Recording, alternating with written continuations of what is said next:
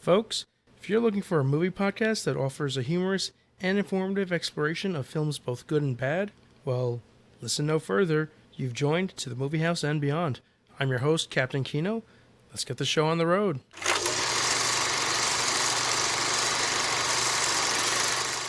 It's time for To the Movie House and Beyond. Welcome. Once again, this is To the Movie House and Beyond. I am your host, Captain Kino. For today's debut episode, I've picked quite a doozy of a film. And by quite a doozy, I mean quite the piece of shit. Man, this one was really rough to watch. Of course, my pick for this debut episode was Captain America, the 1990 version. Yeah, that one. This one was produced by 21st Century Film Corporation. It was directed by Albert Pyun. Oh boy, this was really tough to watch, because especially since I'm not just a film fan, but also a Marvel Comics fan. God damn, I don't even know where to start. To be honest, my favorite part of the movie was the 21st Century Film Corporation logo at the beginning of the movie. After that, it just went downhill from there.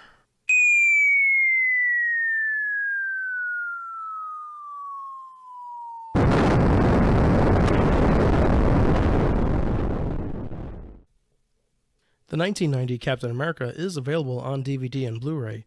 As far as streaming availability, I saw it on YouTube, which had a very good copy available to watch, surprisingly enough. One of the first red flags I encountered while watching the movie was when the name Menahem Golan popped up.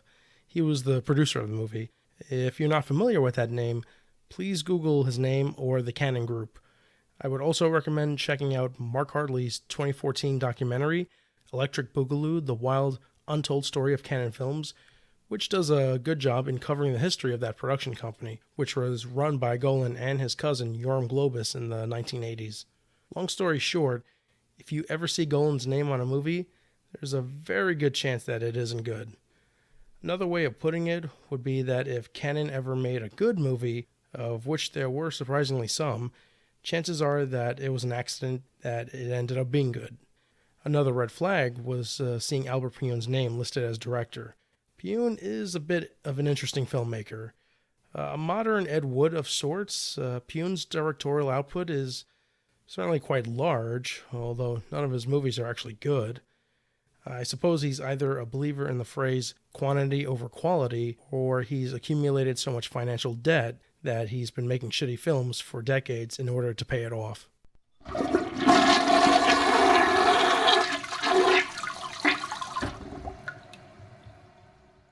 To the Movie House and Beyond.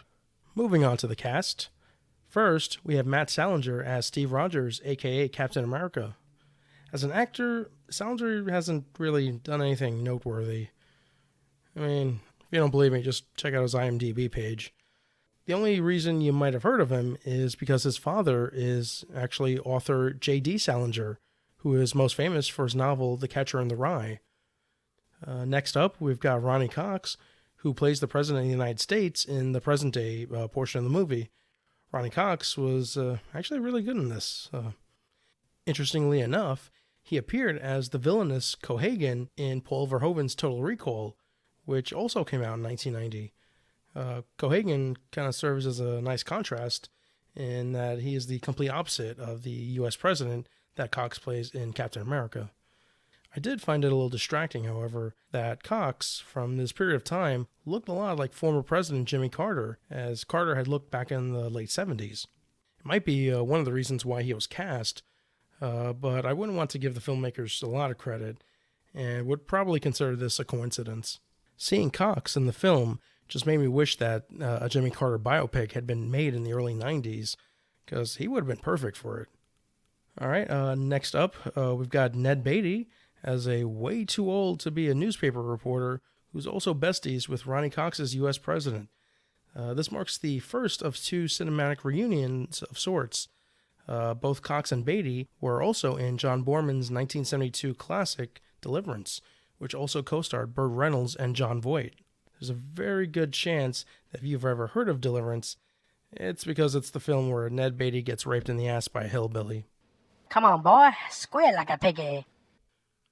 Fun stuff. The next cinematic reunion of sorts is Melinda Dillon and Darren McGavin, who played the parents from Christmas Story, although they didn't actually share any scenes in Captain America. McGavin plays General Fleming, who turns out to be more of a bad guy. Interestingly enough, the younger version of the character in the 1940s is briefly played by Bill Mumy of Lost in Space and Babylon 5 fame. Melinda Dillon, a two-time Oscar nominee for Close Encounters of the Third Kind and Absence of Malice, makes a little cameo as Steve Rogers' mother.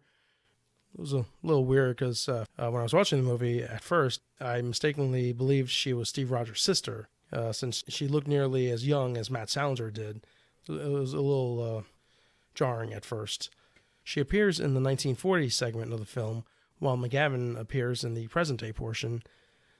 All right, next up is Karen Gillingham, who plays Steve Rogers' ex-girlfriend Bernice in both portions of the film. She wears old-age makeup in the present-day portion. She also plays Bernice's daughter Sharon in the present.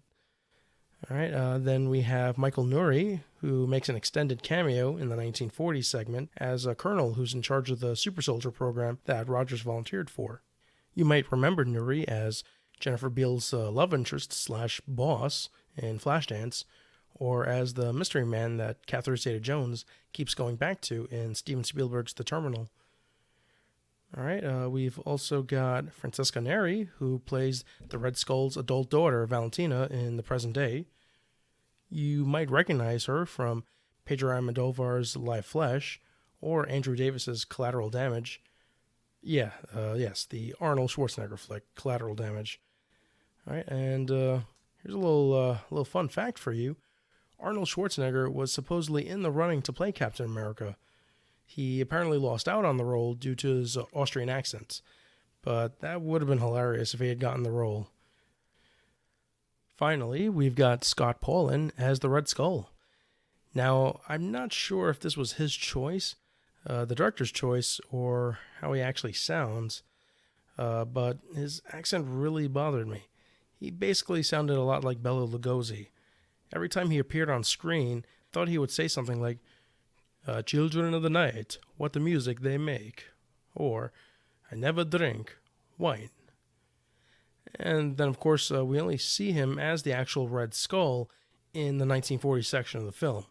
Most of his screen time takes place in the present-day section, where the Red Skull character has had plastic surgery during the time gap, and his face now looks normal, well, as normal as possible, given the circumstances.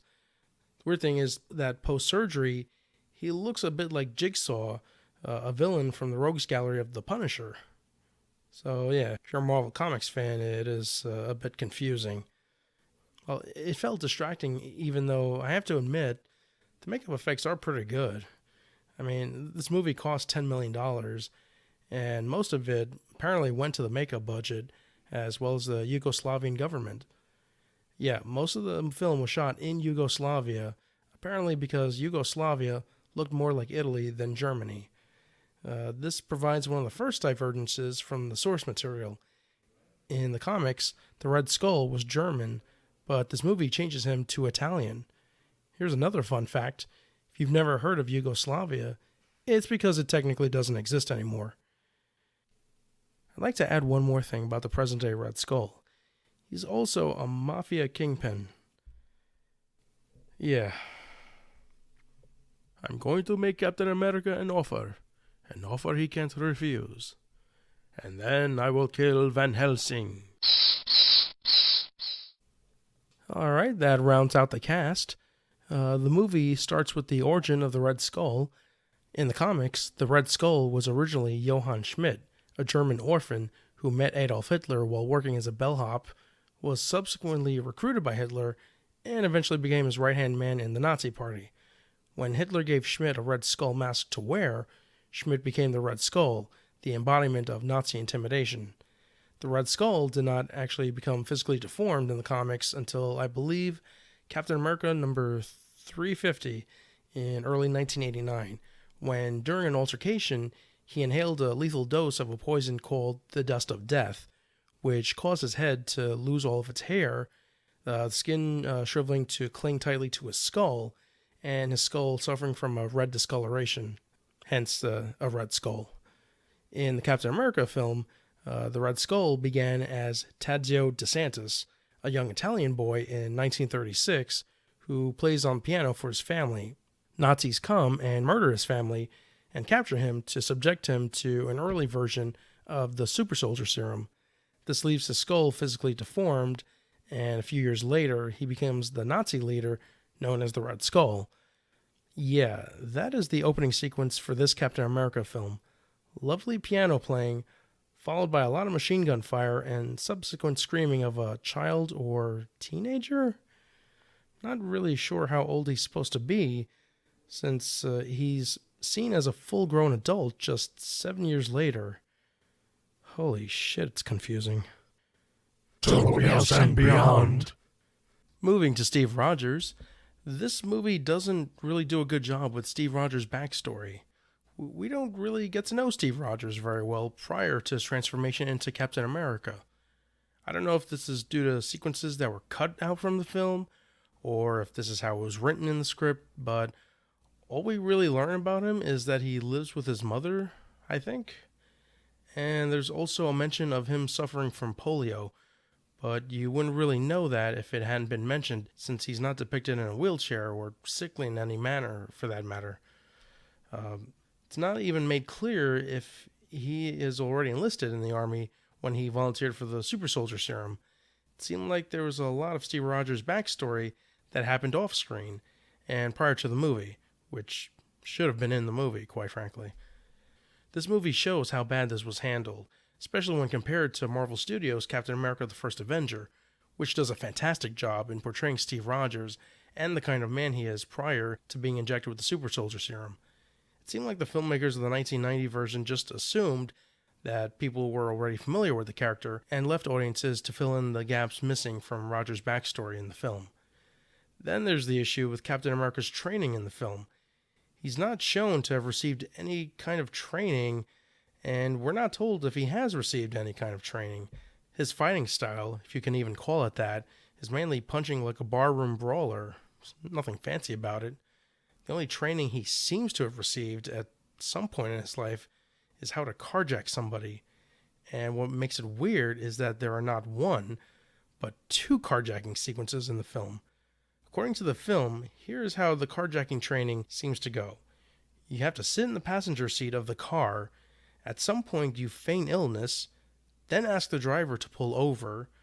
You get out of the car once the driver pulls over, walk a few yards away, wait until the driver gets out and comes over to check on you, then you run back over to the car, get into the driver's seat, and then drive away with the car.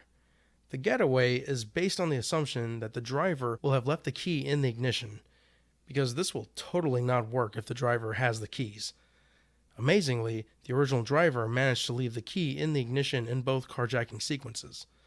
This seems to be the extent of Captain America's training, because he's not a very good fighter in the 1940 section of the film. When he's sent on his first mission, he ends up fighting the Red Skull, and the Red Skull kicks his ass pretty easily. It's actually embarrassing to see the Red Skull beat Captain America like a little bitch. It just really bothered me. That entire sequence felt like a plot contrivance just to have Captain America end up in Alaska and spend the next 45 or so years frozen in suspended animation.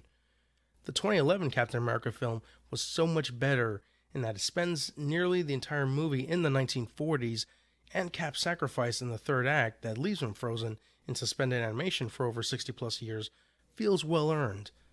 Another weird thing about the 1990 version is that when Cap is revived in the present day, he's suddenly a much better fighter for no reason. It's not like he was frozen in one of those Demolition Man prisons where Fighting 101 was downloaded into his brain, and he certainly wasn't training while being frozen in the Alaskan wilderness. Again, the only training this Captain America seems to have received is how to carjack someone. Now, I'd like to go back a little to the transformation sequence.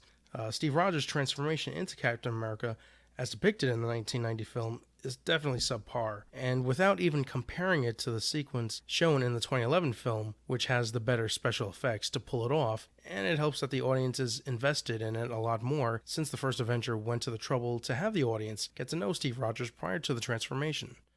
The transformation in the 1990 film doesn't really sell because Matt Salinger looks the same way he did prior to receiving the serum. The only evidence of any changes to him during the transformation were some insert shots of his arms or legs getting bigger muscle-wise. Again, he doesn't look any different after the transformation sequence is complete, and that could be attributed to the filmmakers just not having the money necessary to pull it off convincingly. To be honest though, they probably should have hired 2 actors to play Steve Rogers, one to play a small, scrawny Rogers pre-transformation, and then have Salinger play the post-transformation Rogers. All the filmmakers had to do was cast someone who looked enough like Salinger to play pre-transformation Rogers. That probably would have helped sell the transformation better. Watching this movie was pretty painful. Every few minutes, I just wanted to stop it and just go watch Captain America: The First Avenger instead. Alright, after Cap gets revived in the present day, he makes his way from Alaska into Canada, and it's there where he engages in his first present-day action sequence. Boy, is it boring as hell. I don't know how Albert Pyun managed to make a motorcycle chase sequence in a forest boring, but he did it. The sequence ends with Ned Beatty magically showing up in time with a truck to rescue Cap. When Ned Beatty is the most exciting thing in your motorcycle chase sequence, you clearly fucked up. I have to admit, though, that the sequence would have been a little more interesting if Ned Beatty had shown up also riding a motorcycle, even if it didn't make any sense. But at this point, nothing in this movie has really made sense. The sequence would have still sucked, but Ned Beatty's fat ass rescuing Cap on a motorcycle at least would have been more memorable.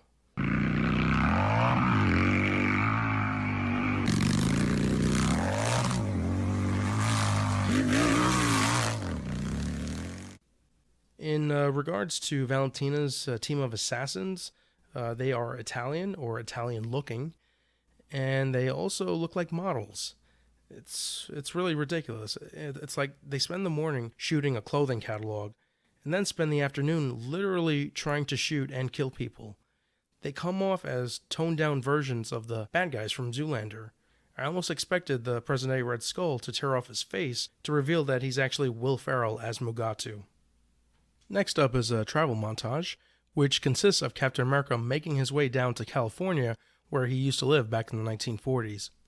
Do you want to know how bad the motorcycle chase sequence was?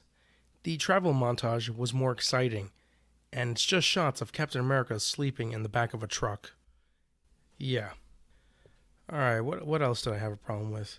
Oh, the Red Skull's big nefarious plan in the present day. From what I was able to gather, it seems that his big evil scheme was to kidnap the President of the United States. Not to kill him, but to brainwash and control him.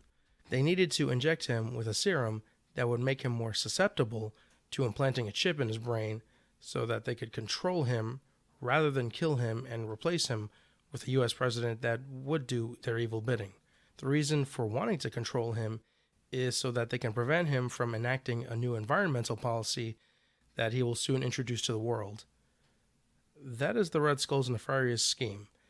There are no missiles, no threats to blow anything up, no ransom. They just want to stop a positive environmental policy from going global. That's the Red Skull's present-day evil scheme. Of course, once he finds out that Captain America's back, that's when the killing becomes an option again. But in regards to Captain America, not the big evil scheme. Another thing that bothered me was Ned Beatty's reporter. As I mentioned earlier, he's way too old to still be a newspaper reporter. While he is a good reporter, he technically should have been like a newspaper editor instead. That would have been more believable. It's also weird that he somehow manages to show up in the nick of time to places he shouldn't have been able to make it, especially when you consider things like time and distance. There's a scene where he finally discovers who Captain America is, and he travels to California really quickly to Bernice's house, where Cap just happened to travel to. As soon as Ned Beatty gets there, though, he gets shot in the back by the would-be Zoolander bad guys. He's fatally shot and eventually dies, and his death scene is one of the most embarrassing things I've seen him in. which says a lot since he had co-starred in the Richard Pryor vehicle, The Toy, which, that movie deserves a full discussion at a future episode. Yeah, and of course, let's not forget that Ned Beatty once got raped in the ass by a hillbilly in Deliverance. Come on, boy, squeal like a piggy. Sorry, I just love bringing that up. The next action sequence I really disliked was when Cap and Bernice's daughter Sharon go to Yugoslavia. Oops, I mean Italy. Sorry. And while sitting at a table at an outside cafe, Valentina and one of her model assassins sits at a nearby table. When things start to get intense, the film cuts between 5 different shots of the 2 women just raising their guns at Cap and Sharon. 5 different shots. There's nothing fancy about the shots. You'd think Albert Pyun and the editor, John Pohl, would use 1 or 2 shots to accomplish this, but they instead use 5 shots to show 2 women raising their guns. Not firing their guns, just raising them out of their purses. I am not kidding. Of course, the continuing sequence is bland, with Cap and Sharon trying to get away. Eventually, the sequence ends with Cap and Sharon riding away on a bicycle. They ride away and then go off a small cliff to dive into the water in order to escape the assassins. This was one of those points where, again, I just want to stop the movie and just go watch Captain America the First Avenger instead. Or Winter Soldier or Civil War. Or any of the Marvel Studios movies, because, again, they're just so much better than this piece of shit. Man. Alright, I would be foolish at this point if I didn't mention that the score for the 1990 Captain America was composed by Barry Goldberg. It's a synthesizer score that's really bland and badly dated. It doesn't do a good job in underscoring the action or the drama. There are a few instances of patriotic-sounding music, but it sounds more generic than anything that could be labeled thematic. Alan Silvestri's score for Captain America the First Avenger is the opposite. It's full of action-packed and dramatic music that's just exciting, and he wrote a memorable theme for Captain America. The best thing I could say about Barry Goldberg's score for the 1990 Captain America is the less said about it, the better.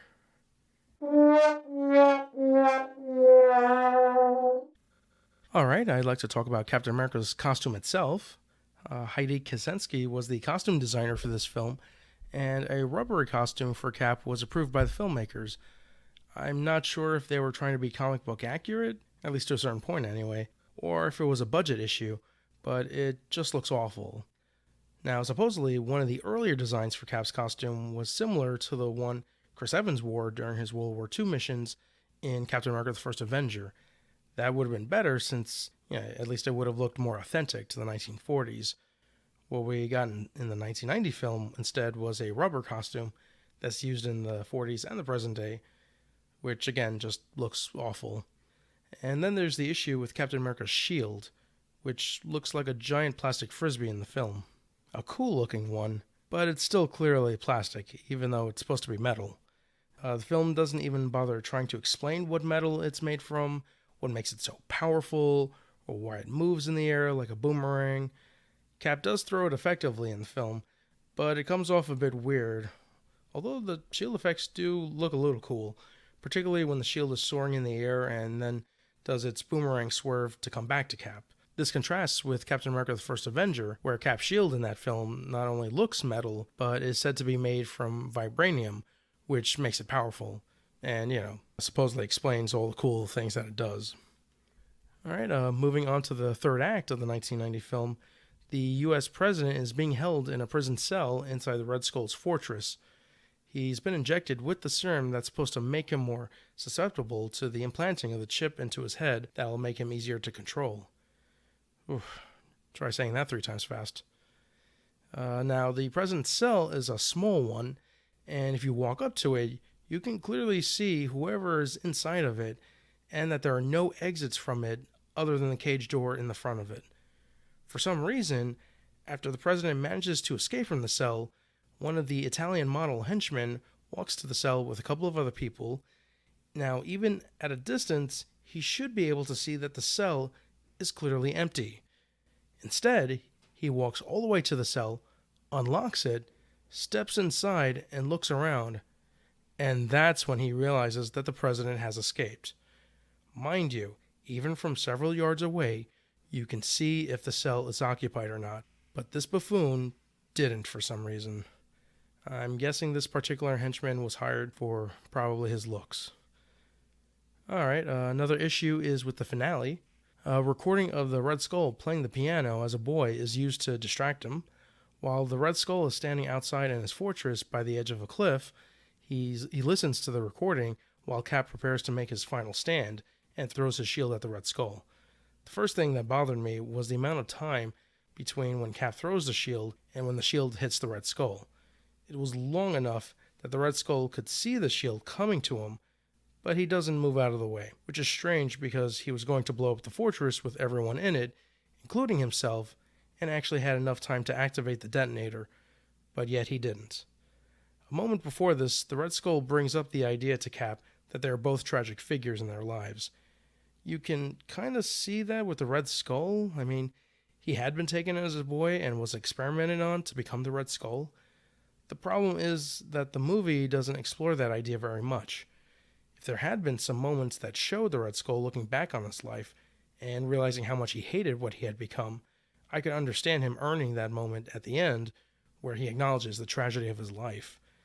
It could explain why he doesn't move out of the way of the incoming shield, that he accepts the tragedy of his life and is ready to die. But since the film doesn't really explore that, I don't feel that this interpretation is earned. It's one thing for the Red Skull to simply say he's a tragic figure, but it's another when the movie has shown the audience that, again, which it really doesn't do aside from the film's opening sequence. We are both tragedies, and now I send our tortured souls to rest. Speak for yourself. Supposedly there was an additional scene cut from the movie that is in the director's cut of the film that shows the Red Skull at one point. He's sitting by his piano and he's thinking back on his life, and supposedly he's crying, showing that he truly hates what he has become. Yeah, the problem is, even if that had been kept in the theatrical version, that still would not have been enough. Alright, getting back to the finale. So the shield hits the Red Skull, and the film cuts to a wide shot of the fortress where you can clearly see a dummy falling off the fortress and down to the rocks. There are no close-up shots or any other shots of the Red Skull as he falls to his death. It's just the one wide shot, which comes off as unintentionally hilarious. What's stranger is that there isn't a single shot of the Red Skull on the rocks showing that he was dead. After the wide shot of the fortress, the film cuts back to Captain America. So while all of that is happening, the shield finally turns around and boomerangs its way back to Cap. Somehow, Valentina is standing in the way of the shield's path. Cap gives her a warning, she turns around, the shield hits her, and then it returns to Cap. We're not shown what the hit did to Valentina, but at the velocity the shield was traveling at, it should have knocked her off the fortress as well, killing her in the process. Or at least killed her where she stood. But again, we're not shown any of this, just an off-screen implication that, at the very least, she was knocked out by it. Alright, now the last few shots of the movie are also kind of weird. There's a shot of Cap and Sharon embracing each other, which then fades to a shot of Captain America, who seems to be standing somewhere at the fortress, outside. You can tell on the background of the sky, that was also seen during the finale. Captain America's costume is now fully clean. He had taken his mask off a moment before, but now his mask is back on for this shot. And he's wearing what seems to be a brand new rubber costume. As the camera starts to pan in on him, he stiffly turns around to look directly into the camera. And then the shot freezes, and then it dissolves to another shot of Captain America, one that was presumably from earlier in the third act. It looks like it was somewhere from when he was inside the fortress. So that shot then dissolves to a drawing of Captain America that is in line with how Captain America posed in the previous shot. It's the same composition, except it goes from live action to a drawing. All right, and then the credits start rolling. And that's where audio from a news broadcast starts playing within the film that states that the U.S. president's new environmental policy is being adopted by over 100 countries around the world. And then the end credit song plays. Now, Home of the Brave is a forgettable country music type of patriotic song. It's sung by Ivan Neville, who sounds like what Randy Newman would sound like if he had had a stroke. Hey there, folks. I'm singing a song about the home of the brave. There is an unusual credit towards the very end of the end credits. It states, "Please support the Environmental Protection Act of 1990. What's funny about that credit is that this movie was released internationally towards the end of 1990 and into 1991. It never received a theatrical release in the United States, and didn't debut in the US at all until 1992 when it was released on video. Kind of ironic that a movie called Captain America couldn't even get a theatrical release in the United States of America.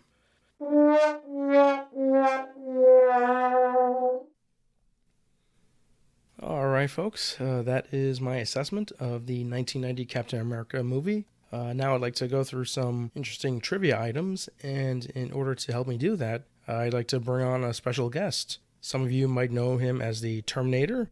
Some of you might know him as the former governor of California. Yes, that's right. I've got Mr. Arnold Schwarzenegger with me. Mr. Governor, are you there? Hello, Captain Kino. I'm so glad to be here. Well, thank you for being my guest on my first podcast episode. Oh, it is such a pleasure. Now, I did mention earlier in the podcast episode that you were actually in the running for Captain America. This is true. Is that correct?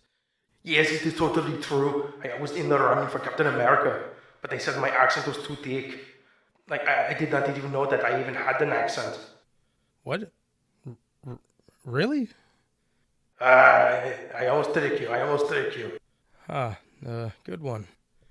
So I was wondering if you can help me out with some of these trivia bits. For instance, according to a news outlet called Retro Junk, Ronnie Cox once said that, let me see if I can bring it up here.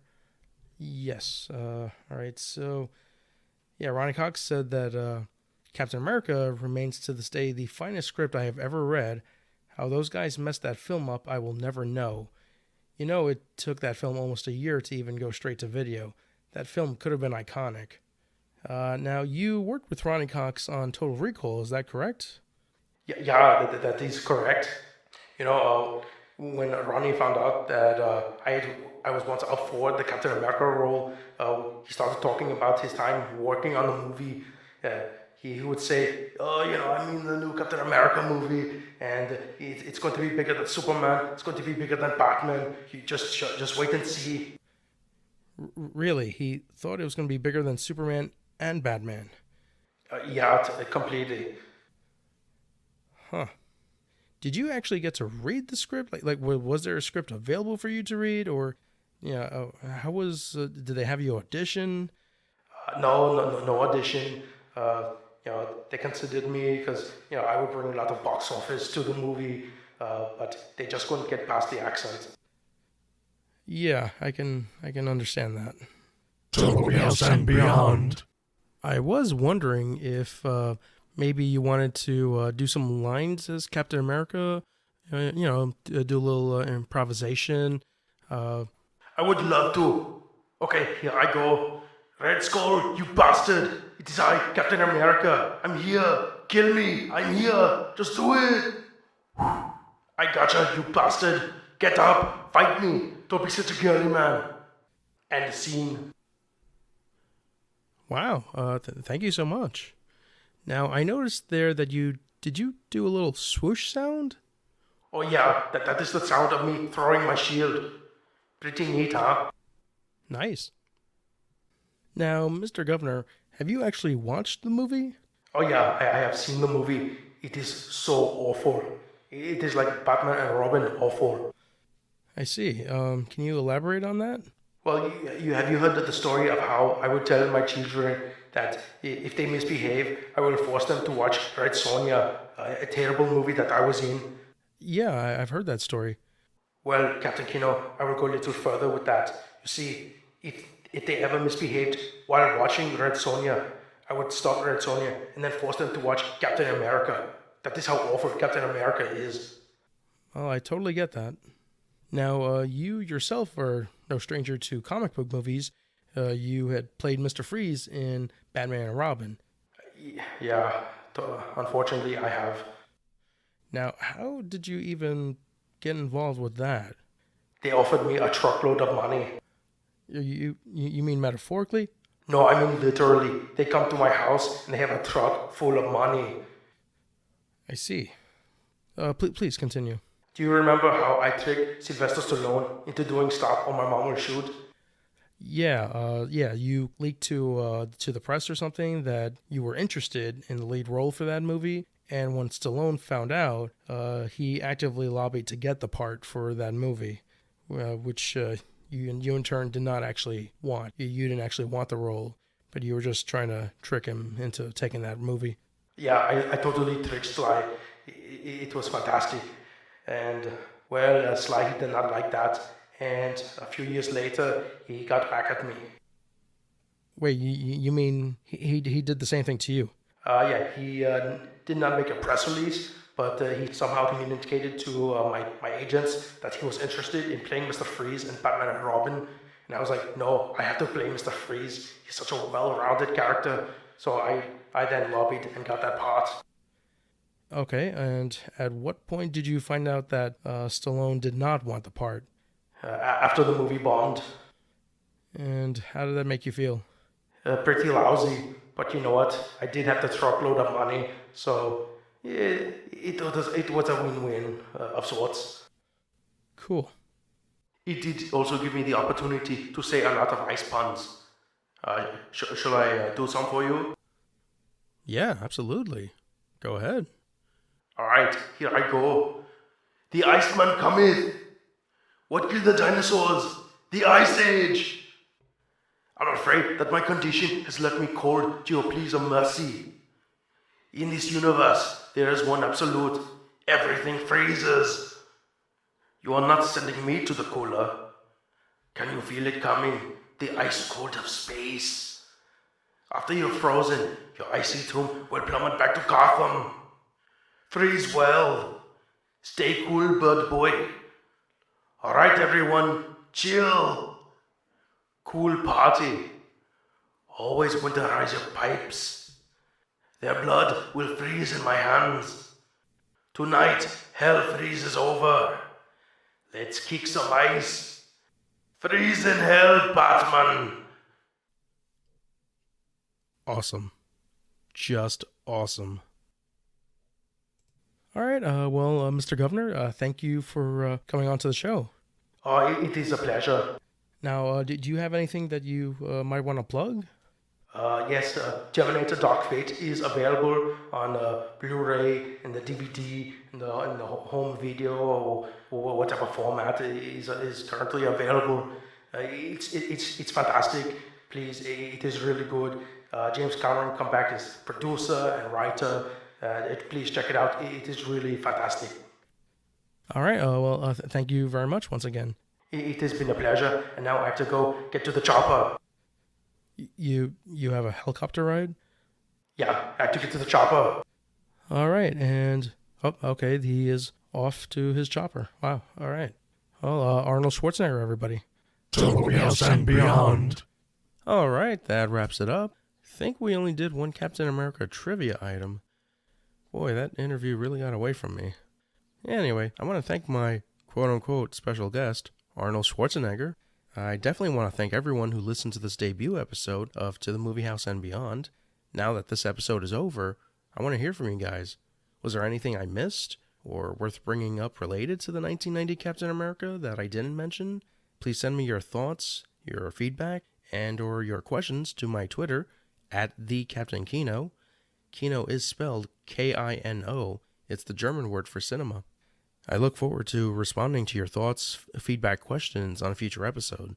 And now for the legal disclosure. No, that wasn't the real Arnold Schwarzenegger, although I do hope you guys found the impression entertaining. I assure you that any real special guest will be referred to on the show as my real special guest. Remember everyone, Stay safe, practice proper social distancing, and wear a fucking mask in public. This isn't about personal liberty, it's about respecting your neighbor and caring for the health and well-being of everyone. Too many have already died from this pandemic. We're gonna pull through this, but we have to do it together. To quote Bill and Ted's Excellent Adventure, be excellent to each other. It's a terrific quote, and I think it's something we can strive for in these times. I hope I was able to provide some distraction for you that was informative and humorous. Once again, I am Captain Kino. Please join me next time for another trip to the movie house and beyond. Ooh. Sorry, I'm just being silly. Take care, everyone. To the movie house and beyond.